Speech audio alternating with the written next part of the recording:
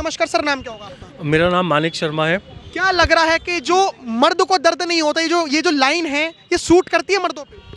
देखिए, ऐसा है, दर्द इतना ज़्यादा हो रहा है कि लोग अब मर रहे हैं। अब मर क्यों रहे हैं? क्योंकि वैक्यूम मिल रहा है उसको हर जगह पर। वो पुलिस के पास जाते हैं तब उनको कोई सुनता नहीं है। यहाँ तक कि अभी जो रिसेंट पुनीत खुराना का, वो व्यक्ति मर गया, उसने कर लिया, मगर उसके बावजूद 31 दिसंबर को उसने सुसाइड किया था। और आज की डेट आप देख लो, 4 दिसंबर हो रही है, अभी तक उसकी FIR नहीं हुई है।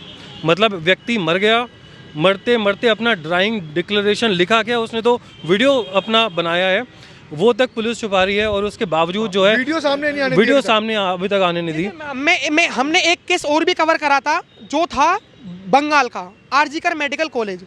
उसमें भी FIR रजिस्टर्ड नहीं हुई थी, लेकिन मीडिया ने बहुत दिखाया, लोगों ने कैंडल मार्च निकाले, आंदोलन करे तमाम। लोगों के लिए नया साल भले ही आया हो, लेकिन एक ऐसे घर से भी व्यक्ति गया जिसके लिए अभी तक FIR भी रजिस्टर्ड नहीं हुई है। FIR रजिस्टर्ड नहीं हुई है। हाँ, लेटेस्ट इन्फॉर्मेशन के हिसाब से अभी तक कोई FIR रजिस्टर नहीं हुई है। और ये जो प्रॉब्लम है ये हो क्यों रही है, जबकि कॉन्स्टिट्यूशन ऑफ इंडिया, जो कि अभी 26 जनवरी को गणतंत्र दिवस हमारा आ रहा है, कॉन्स्टिट्यूशन ऑफ इंडिया का आर्टिकल 14 से लेकर 21 तक equality and right to life and liberty, article 21, ना लाइफ और लिबर्टी का हमें आर्टिकल की हमें प्रोटेक्शन मिल रही है, ना इक्वालिटी की कहीं पे भी बात होती है। महिलाओं के लिए हमेशा हर जगह पे CAW सेल दिल्ली में और स्टेट कमीशन है, नेशनल कमीशन फॉर वुमेन है, वो अच्छी बात है हो, लेकिन पुरुषों के लिए एक छोटा सा काउंटर तक नहीं है। जैसे कि दिल्ली में पिंक पुलिस बूथ है, हो अच्छी बात है, लेकिन पुरुषों के लिए एकदम वैक्यूम है। वो व्यक्ति अपनी कंप्लेंट कहीं पे भी लेके जाएगा, चाहे वो NHRC में जाएगा, चाहे वो CM विंडो में जाएगा, उसको घूम फिर करके उसके पास वाला पुलिस स्टेशन के पास आएगा और वो लिख देंगे ये तो घरेलू वाद विवाद है, बस यहीं पर ही काम खत्म हो जाएगा।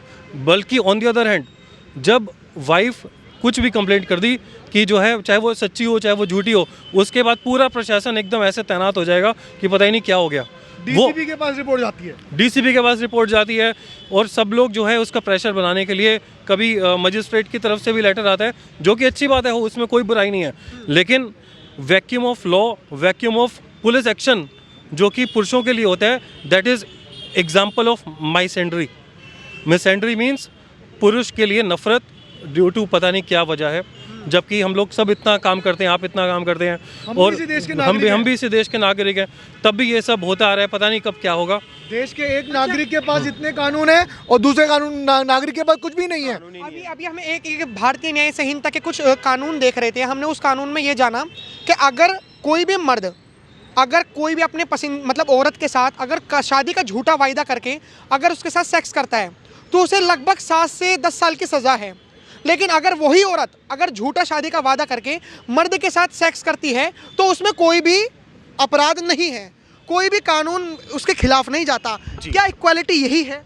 देखिए, वो तो बिल्कुल भी नहीं है, ठीक है। और ये कानून है BNS 69, ठीक है। जब एक पुरुष ड्यू टू डिसाइडफुल मीन, ठीक है, वो कुछ भी हो सकता है, प्रमोशन का बहाना दे करके या कुछ भी, ठीक है, अगर वो उनमें आपसी सहमति से संबंध बनते हैं, उसके बाद महिला किसी भी वजह से, ठीक है, कि आज अच्छे संबंध है, कल कुछ समय के साथ कुछ संबंध बिगड़ गए, तो वो अपना सिर्फ वेंजेंस निकालने के लिए एक सिंपल धारा में उसके लिए केस कर देती है, BNS 69 में, तो उसका पूरा का पूरा कैरियर तबाह हो जाता है। ऐसे बहुत सारे केसेस हमने देखने को मिले हैं। लखनऊ में आपने लड़की देखी होगी, वो चल के मार रही थी। एक जोमेटो का केस हुआ था बेंगलोर में, और एक विष्णु शर्मा नाम का एक व्यक्ति था जो कि 20 साल बाद एक रेप केस में बरी हुआ था, ठीक है। उन सब का हुआ क्या? सिर्फ जिंदगी तबाह हुई, वैक्यूम ऑफ लॉ हुआ, और जो है लीगल जिनोसाइड हुआ। ये लग रहा है ये चीज़ें अब हाथ से बाहर निकलती जा रही है। ये बिल्कुल हाथ से बाहर निकलती जा रही हैं। जब तक पुरुषों के लिए कोई आवाज़ नहीं उठेगी या पुरुषों के हित में कोई कानून नहीं बनेगा, तो इस तरह से तो सुसाइड होते ही रहेंगे। अब जब तक सरकारें इन पर कोई संज्ञान नहीं लेंगी या कोई इसको लेके कोई कानून नहीं बनाएगा, तो आज अतुल गया, ऐसे ना जाने कितने अतुल जाएंगे। अभी आपकी बातें सुन के कमेंट में लोग हंसेंगे, वो कहेंगे पुरुष आयोग बनाने की जरूरत क्या है, मर्द को कभी दर्द थोड़ी ना होता है, पुरुष आयोग क्यों बनवा रहे हैं? मर्द को दर्द क्यों नहीं होता? मर्द की कोई सुनने वाला कानून तो बने, कोई कानून तो बने। अब ये फिल्में देख के मीम्स बना देना, ये कोई मर्दों को रिलीफ थोड़ी पहुंचा रहे हैं, ये तो उनका मजाक उड़ा रहे हैं। और तब के इस देश में सबसे ज़्यादा टैक्स पेयर जो है वो पुरुष है, 70% जो हैं वो पुरुष टैक्स देते हैं। महिलाओं का वोट चाहिए होगा ना शायद, महिलाओं को सरकार को वोट चाहिए होगा। अगर वोट के आगे तो सब बिकता है, सुसाइड भी, डिप्रेशन भी, ये सब चीज़ बिकती हैं। मानते इस बात को? आजकल किसी की ज़िंदगी से ज़्यादा वोट बैंक की वैल्यू ज़्यादा हो गई है, किसी की लाइफ से ज़्यादा वोट बैंक की वैल्यू है, इसलिए लोग बाग वोट बैंक को ज़्यादा वैल्यू देते हैं। किसी की लाइफ जाए तो जाए, लेकिन उन्हें अपना वोट चाहिए सिर्फ। सही कह रहे हैं, लाइफ से ज़्यादा वोट बैंक जरूरी है। बिल्कुल, आज की डेट में यही देखने को मिलता है कि सरकार बिल्कुल भी हमारा पक्ष नहीं ले रही है और हमें बिल्कुल भी सुना नहीं जा रहा है। और अगर ऐसे ही चलता रहा तो हमें बोलना पड़ेगा कि आने वाले टाइम में हमें नोटा का बटन दबाना पड़ेगा, क्योंकि कोई भी पॉलिटिकल पार्टी हमारे लिए कोई भी कानून, कोई भी हमारी सुनवाई, ना पुलिस लेवल पे, ना जुडिशरी लेवल पे, ना लेजिस्लेचर लेवल पे कोई भी हमारी सुनवाई ढंग से नहीं हो रही है। हमें हमारे बारे में नहीं सुना जा रहा है। चेक्स एंड बैलेंसेस की तो पूछो ही मत, कोई चेक्स एंड बैलेंसेस नहीं है। तो हमारे लिए सिर्फ एक ही ऑप्शन बचता है, नोटा दबाने का। अगर कोई पॉलिटिकल पार्टी हमारे साथ हमारी चीज़ों को, जो जेन्युइन चीज़ें हैं, जो हम रियल सफरर हैं, अगर उनकी नहीं सुनेंगे तो हमें शायद नोटा का बटन दबा के और हमें दिखाना पड़ेगा कि हाँ अपनी पावर क्या है। अभी अभी हम देख रहे थे कस्टडी वाला, कस्टडी में भी बहुत केसेस हमने देखे हैं कि जितना प्यार माँ करती है उतना प्यार बाप भी करता है, चाहे भले ही बाप का प्यार ना दिखता हो। तो जजों को क्यों नहीं दिखता, जजिस को क्यों नहीं दिखता, कानूनों को क्यों नहीं दिखता कि बाप भी प्यार कर सकता है? कोई भी बच्चों की कस्टडी देने के लिए तैयार ही नहीं होता बाप को। एक्चुअली मेरे हिसाब से ये सारा माइंडसेट का गेम है, क्योंकि जिस हिसाब से वो कानून और जिस हिसाब से वो देख रहे हैं चीज़ों को, वो देख रहे हैं कानून जो 1860 में बनाया गया था सीआरपीसी के दौरान और आईपीसी के दौरान। उस समय सती और ये सब चीज़ें चलती थी, लेकिन आज के ज़माने में ये बिल्कुल ही विपरीत है। जिस हिसाब से विमेन एम्पावरमेंट चल रहा है और जिस हिसाब से लड़कियां एकदम कंधे से कंधा मिलाकर चल रही हैं, और जो आज की डेट में जो रियल सफरर हैं वो इस कानून का शायद इतना यूज़ नहीं कर रही हैं, लेकिन जो पढ़ी लिखी वीमेन है, जो इंडिपेंडेंट है, वो इस कानून का इतना दुरुपयोग कर रही हैं। और इतना दुरुपयोग करने के बाद और हम एकदम लाचार, और जुडिशरी जिनका काम है इनका चेक्स एंड बैलेंसेस करना, वो बैठे किस लिए हैं? वो इसलिए बैठे हैं वहाँ पर ताकि वो अगर कोई एविडेंसेस हैं तो उसको प्रॉपरली स्क्रूटनाइज किया जाए। अगर वो वहाँ पर काम ढंग से नहीं करेंगे तो हम कहाँ जाएंगे? ना पुलिस हमारी सुनती है, ना जुडिशरी सुन रहा है। हमारा सुनेगा कौन? हमारा है ही कौन? सुनेगा वो कौन सुनेगा? जैसे आपने लोगों का सुना, अभी आरजीकर मेडिकल कॉलेज में या निर्भया कांड, जितने भी रेप हुए, आप लोगों ने कैंडल मार्च निकाली, जाहिर सी बात है महिलाओं ने भी निकाली होगी। करेक्ट, निकाली थी महिलाओं ने कोई रैली नहीं निकाली। निर्भया कांड से लेके जितने भी इस तरीके के हुए हैं, हम लोग भी निर्भया कांड के उसमें कैंडल मार्च लेके गए थे। हाँ। सब कुछ गए, मगर आज देखोगे एक भी महिला कहीं से निकल के कोई आगे नहीं आई, कोई नहीं हुआ। ये बड़ा दुर्भाग्यपूर्ण है। और मैं आपको एक बात बताऊंगा, हाँ। निर्भया के बाद में जो कानून 376 था उसमें संशोधन किया गया। हाँ। पहले साइंटिफिकली ये चेक किया जाता था कि महिला के साथ यौन शोषण हुआ है या नहीं हुआ। साइंटिफिकली उसके कपड़े चेक करे जाते थे, उसका मेडिकल चेकअप होता था, उसके नाखून तक चेक करे जाते थे। मगर आज क्या हो गया? ये कर लिया गया कि महिला ने कह दिया कि मेरे साथ यौन शोषण हुआ है, केवल बोलने मात्र पर, केवल कंप्लेंट डालने मात्र पे लड़कों को जेलों में ठूस दिया जाता है। बिल्कुल। और सारा उनका कैरियर तबाह, उनकी ज़िंदगी तबाह। आस पड़ोस सोसाइटी उनको नेग्लेक्ट कर देती है। इससे बड़ा दर्द अगर आज समाज को नज़र नहीं आता, इन मंत्रियों को नज़र नहीं आता, जुडिशरी को नज़र नहीं आता, तो मैं ये कहूँगा सर आई एम सॉरी, मुझे नहीं लगता कि आप ह्यूमन हो। देखिए, जो हमने अभी महिलाओं की बात करी, हमने महिलाओं के खिलाफ नहीं बोला, हमने एक ये चीज़ बोली कि अगर आप भी पुरुषों के लिए कैंडल मार्च नहीं निकालोगे, जैसा उनके साथ हो रहा है, ज्यादती हो रही है, अगर आप उनके साथ नहीं खड़े होगे तो कल आपके साथ भी कोई नहीं खड़ा होगा। हमने अभी तक एक भी ऐसा कैंडल मार्च नहीं देखा। हो सकता है कि आपने निकाला हो, किसी महिला ने निकाला हो, लेकिन नहीं बना, मीडिया की सुर्खियों में नहीं। एक लाइन बोलना चाहूँगा कि जिस तरीके से ये निगलेक्शन करा है ना, तो मैं ये लड़कों के लिए बोलना चाहूँगा कि अब ये वक्त आ गया है, जो ये फेमिनिज्म करके जो ये आजकल हमारे मेल फेमिनिज्म बन रहे हैं ना, फेमिनिस्ट बन रहे हैं, वो अपने आप को रीचेक कर लें कि ये हो क्या रहा है। जब तुम्हारे साथ दिक्कत आती है, कोई परेशानी आती है, तो कोई महिला तुम्हारे साथ नहीं खड़ी होती, तो आप अपना देख लो कि क्या करना है। आखिरी में मैं एक बात ज़रूर बोलना चाहूँगा कि ये जो इस तरीके से लोग अपनी जान ले रहे हैं, हम लोग इसके बहुत खिलाफ हैं। बहुत खिलाफ है। हमारी एनजीओ कभी नहीं चाहती हाँ। कि कोई इस तरीके से अपनी जान ले। जो भी हमारी वीडियो देख रहा है या हमारी बात सुन रहा है, हमारी हेल्पलाइन है 8882 498 498। आप हमारे से बात करो।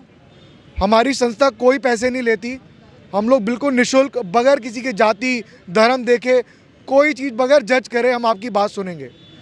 कोई आपके साथ हो या ना हो, हम आपकी साइड हैं, हम आपकी बात सुनने के लिए हैं। तो प्लीज़ सुसाइड ना करो। ये कोई तरीका नहीं है।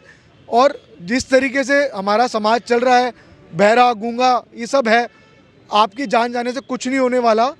एक समय आएगा जब आपके पेरेंट्स या जो आपके ऊपर डिपेंडेंट है वो भी अकेले होंगे।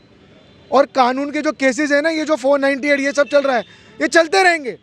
अतुल सुभाष के केस में क्या हुआ, वो सुसाइड हो गया, उसके बाद में 498 ख़त्म नहीं होने वाला, मेंटेनेंस केस उसके फादर पे डाल दिया। तो ये जो लीगल टेररिज्म है और जो लीगल एक्सटॉर्शन है, ये ख़त्म नहीं होने वाला है। तो बेहतर है कि आप लोग हमारी संस्था से जुड़ो। हमारी हेल्पलाइन है 8882498498। हम 24/7 आपके लिए काम कर रहे हैं। मैं एक चीज़ पूछना चाहता हूँ आपसे, आपके संस्था से रिलेटेड। हमने गूगल पे से आपका नंबर निकाला और हमने आपके जो ऑर्गेनाइजेशन देखा, वो हमें एक चीज़ समझ नहीं आई कि आप एनजीओ होता भले ही फ्री है, नॉन प्रॉफिट होता है, लेकिन आपको ऐसा पुरुषों में क्या दिखा, ऐसा क्या दर्द दिखा जो और कोई नहीं देख पाया, लेकिन जो ऑर्गेनाइजेशन बना रहे हैं मेंस जैसे कि लाइक आप, क्या ऐसा दिखा? देखिए जी, 2005 के अंदर हमारा एक याहू ग्रुप हुआ करता था। तब तक तो ये था 498 की जैसी कंप्लेंट होती, खाने सबको हो गई, पूरे घर को जेलों में भर देते थे। हम लोगों को जब वहाँ पे ये हमारा जब ने इकट्ठा किया, हमारे यहाँ 4-5 लोग थे हमारे यहाँ से, जिन्हें स्वरूप सरकार जी, नीलाद्री दादा, स्वरूप सरकार और भी सुरेश राम जी, इन 4-5 लोगों ने इस तरीके से आइडिया उनके दिमाग में आया कि हम लोग इकट्ठा तो होना चालू हो। देन लेटर ऑन वो ग्रुप के अंदर देखा कि वो हज़ारों में संख्या पहुँच गई। हम लोगों ने, सब लोगों ने मांग करी कि भाई आप कहीं तो हम लोग मिलते हैं। Then we started meetings. हम लोग दिल्ली में हम लोगों ने मीटिंग चालू करी, और उसके बाद में जो इस तरीके से जो था, हम लोग और भी देश भर में हम लोगों ने आइडिया हमारा चला। सेव इंडियन फैमिली मूवमेंट के समान ये जो मूवमेंट थी, ये आगे बढ़ती चली गई। उसके बाद हमारी हेल्पलाइन जो थे, हमने उसको इंट्रोड्यूस किया, और उसके बाद में ये नंबर रुका ही नहीं। आज 6000 कॉल हर महीने आ रही हैं। 6000 को हर महीने, आप हर हफ्ते यहाँ पे देखोगे, आप 100-150 बंदा यहाँ पे हमेशा खड़ा मिलेगा आपको। लेकिन इन्होंने एक सवाल क्रिएट कर दिया। इन्होंने कहा फेमिनिज्म। हमारे देश में 2 तरीके के फेमिनिज्म है। एक फेमिनिज्म जो दबी कुचली महिला जिनका शोषण होता है उनके बारे में सोचता है। एक फेक फेमिनिज्म जो एक फेक फेमिनिस्ट होते हैं, जो सिर्फ कुछ लाइक्स और कुछ चीज़ों के लिए जो पुरुषों के दर्द होते हैं वो तो किसी को नहीं दिखाते। महिला को अगर कोई दर्द नहीं हुआ और वो महिला फॉल्स केसेस लगा रही है तो उसको उल्टा और अच्छा दिखा देते हैं। बिल्कुल। तो आज की डेट में सारी चीज़ें देखने को मिलती है। पहले ये जो कानून बनाया गया था कि जो सही में पीड़ित महिलाएं हैं उनके लिए उनका वो समाधान कर पाएँ, लेकिन जिस हिसाब से आज की डेट में सिचुएशन चल रही है, जो एम्पावर्ड वुमेन है, आप मेजरली केसेस देख लीजिए, जो एल्यूमिनी 5 करोड़ 10 करोड़, क्या मजाक है? ये मांग कौन रहा है? ये वो औरतें मांग रही हैं, चाहे 2 दिन की शादी हो चाहे 1 दिन की शादी हो, और मांग एल्यूमिनी वो औरतें रही हैं जो खुद एम्पावर्ड है, जो जॉब कर रही हैं, बहुत अच्छी जॉब कर रही हैं। उसके बावजूद अगर ये मिसयूज़ होता है कानून का तो इसको देखने वाला कोई नहीं है। मेयरली उसके बोलने पे कंप्लेंट लिख ली जाती है, पुलिस इंटेरोगेशन स्टार्ट कर देती है, बदतमीज़ी से हमारे साथ पेश हुआ जाता है, मतलब हमें बिल्कुल भी कहीं पर इज्जत नहीं मिली जाती। मैं सर फेमिनिज्म के बारे में आपको बात बोलता हूँ। ये बहुत अच्छा है कि आप किसी भी के लिए भी आवाज़ उठा रहे हो, बहुत अच्छा काम कर रही हैं, मैं उसको गलत नहीं कहूँगा। मगर आप एक के अधिकार के लिए बात करते करते दूसरे के अधिकारों का हनन करो, वो सबसे बड़ा अपराध है। हम लिखेंगे जितने भी कानून हैं जो आजकल ये आ रहे हैं, डीवी का कानून है या फिर ये मैरिटल रेप को लेकर जो कानून है, किसके लाया हुआ है? ये फेमिनिस्ट का ही लाया हुआ है। और वो भी किसकी बात कर रहे हैं? केवल एक तरफा कि महिलाओं के अगर महिलाओं के साथ हो रहा है अपराध, आप ये बात करो। आपने तो नारा था इक्वालिटी का, फिर जब कानून लाते हैं तो उस टाइम पे आपके बोल कैसे बदल जाते हैं?